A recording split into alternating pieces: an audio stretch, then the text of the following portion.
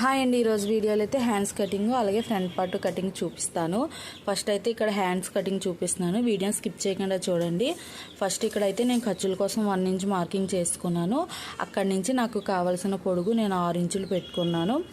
6 ఇంచులు పెట్టుకున్న దగ్గర నుంచి 1.5 ఇంచ్ అయితే మనం స్ట్రైట్గా తీసుకోవాలి. ఇంకా చివరిన కూడా నేను 6 ఇంచులు కరెక్ట్గా కొలుచుకుంటున్నాను. ఎందుకంటే మనకి 1 ఇంచు అటు ఇటు అయినా జాయింట్ అతికేటప్పుడు పొడుగు పొట్టి వస్తుంది. కాబట్టి మీరు స్టార్టింగ్లో ఎంత కొలుసుకుంటారు హ్యాండ్ పొడుగు కూడా అంతే కొలుసుకుని అక్కడి నుంచి సంక డౌన్కి 2.5 తీసుకోవాలి. మీరు పొడుగు చేయి పెట్టుకుంటే కనుక 3 ఉండాలి.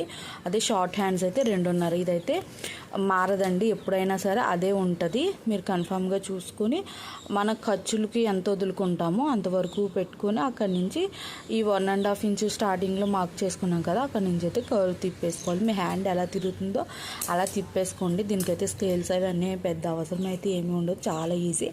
మన హ్యాండ్ లూజ్ ఎంత ఉందో కూడా మార్కింగ్ చేసుకుని ఖర్చుల కోసం 1.5, 2 మీరు సైజుని బట్టి మీరైతే పెట్టుకోవచ్చు. ఇక్కడ నాకైతే జాయింట్ పడుతుందండి.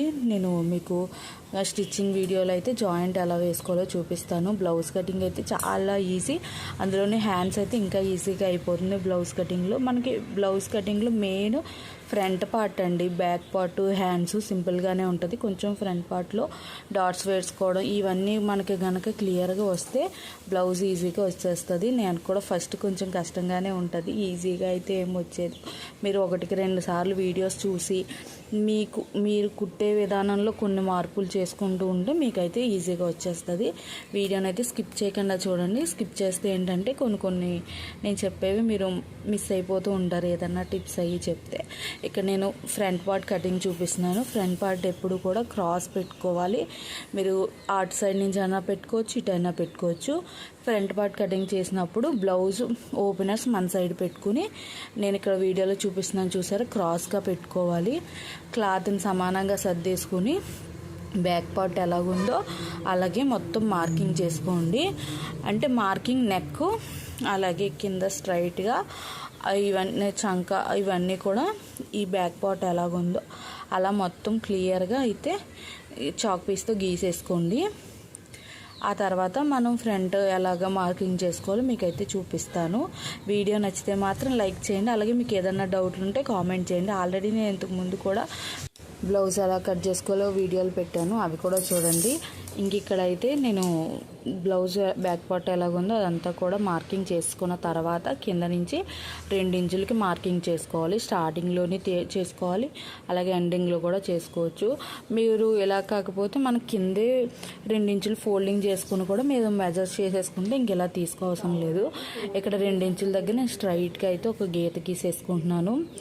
ఇలా కూడా అవసరం లేదు అనుకుంటే మీరు ఈ స్టార్టింగ్లో 3 ఇంచులు ఎండింగ్లో 2.5 పెట్టేసుకున్నా సరిపోతుంది. బట్ ఇలా గీసేసుకుంటే మనకి ఈజీగా ఉంటుంది.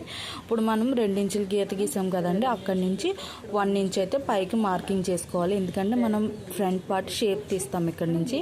అలాగే చివరిన 1/2 ఇంచు, స్టార్టింగ్లో 1 ఇంచు, లాస్ట్లో 1/2 ఇంచు. ఇదైతే ఏ బ్లౌజ్కైనా ఏ సైజ్ అయినా ఇదే కొలత ఉంటుందండి. ఇవైతే ఏం మారవు.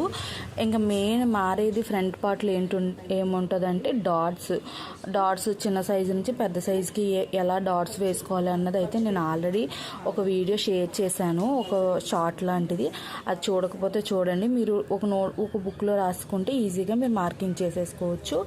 ఇంకా కింద ఇక్కడ మార్కింగ్ చేసేసుకున్న తర్వాత మీకు క్లియర్గానే అర్థమైంది అనుకుంటున్నాను. మనం బ్లౌజ్ బ్యాక్ పార్ట్ ఎలా ఉందో అలా గీసిన తర్వాత కింద నుంచి 2 ఇంచెస్కి అయితే ఇలాగ లైన్గా స్ట్రైట్గా గీసేసుకున్నాం కదా, అక్కడ నుంచి 1 ఇంచ్ పైకి అలాగే చివరిన 1/2 ఇంచ్ పైకి పెట్టుకున్నాము.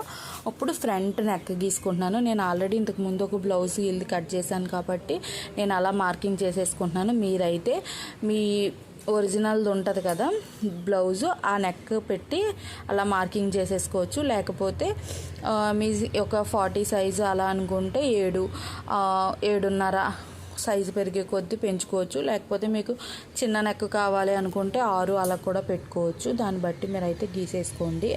ఇంకా చంక అయితే మనం షోల్డర్ 5 పెట్టాము కాబట్టి ఆమ్ డౌన్ అయితే 5.5 తీసుకున్నాను. 5.5కి మార్కింగ్ చేసేసుకొని అక్కడి నుంచి అయితే ఒక 1 ఇంచ్ పెట్టుకోవాలి. మనం బ్యాక్ నెక్లో 1.5 ఇంచ్ పెట్టుకుంటాం కాబట్టి ఫ్రంట్ నెక్ వచ్చేటప్పటికి 1/2 ఇంచ్ తగ్గించుకుని 1 ఇంచ్ అయితే చంక రౌండ్కి తీసుకుంటామండి.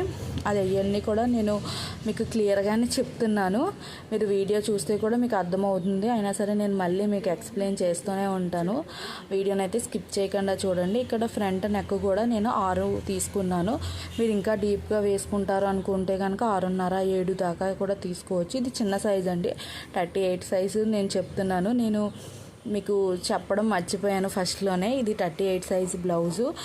మెజర్మెంట్స్ నేను దీనికి ఏంటంటే మనం బ్యాక్ పార్ట్ కటింగ్ బట్టి ఫ్రంట్ పార్ట్ కటింగ్ ఉంటుందండి. బ్యాక్ పార్ట్ కటింగ్ కూడా నేను ఆల్రెడీ విడిగా షేర్ చేశాను. చూడకపోతే ఆ వీడియో చూసి ఈ వీడియో చూడండి.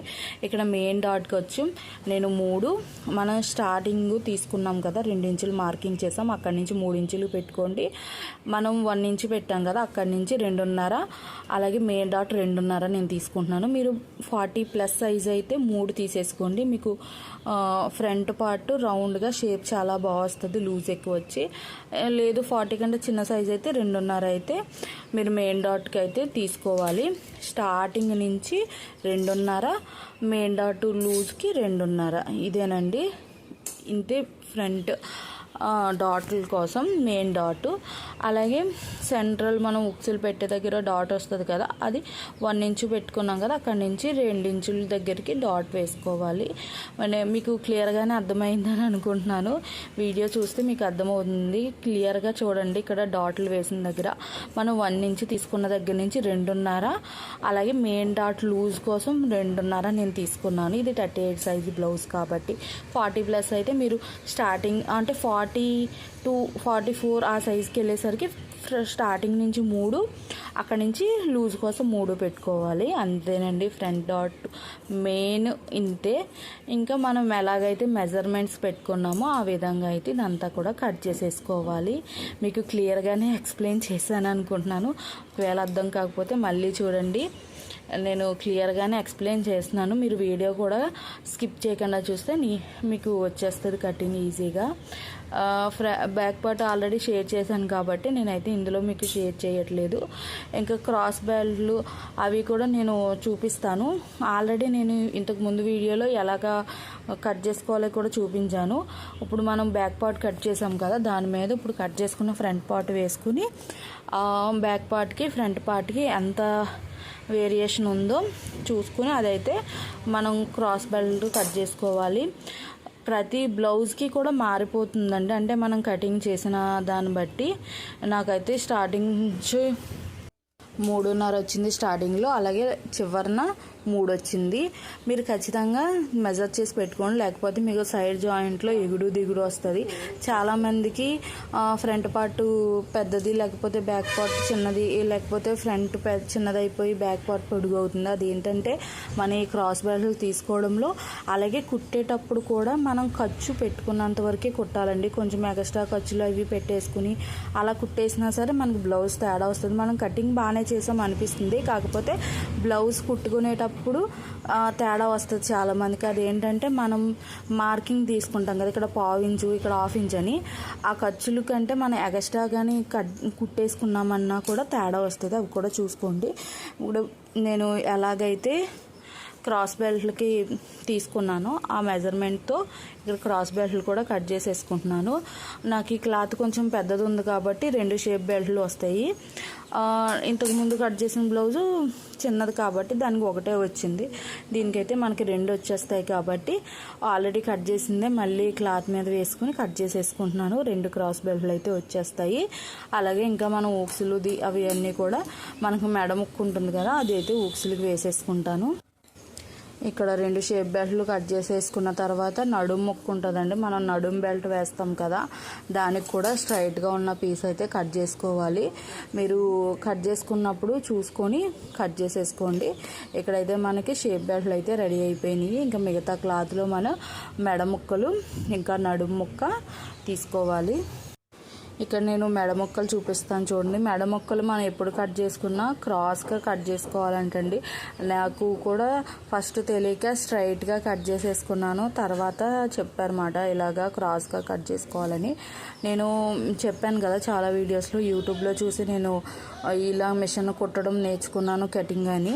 వాళ్ళు ఏం చెప్పారంటే స్ట్రైట్గా కట్ చేసేసుకుని కూడా మనకి ఇప్పుడు సమోసా ఫోల్డింగ్ అంటారు కదా, అలాగా అటు ఇటుగా పెట్టి ముక్క కుట్టేస్తే సరిపోతుంది అన్నారు. బట్ అలా కుడితే అది మనకి నెక్ దగ్గర షేప్ అయితే రావట్లేదు.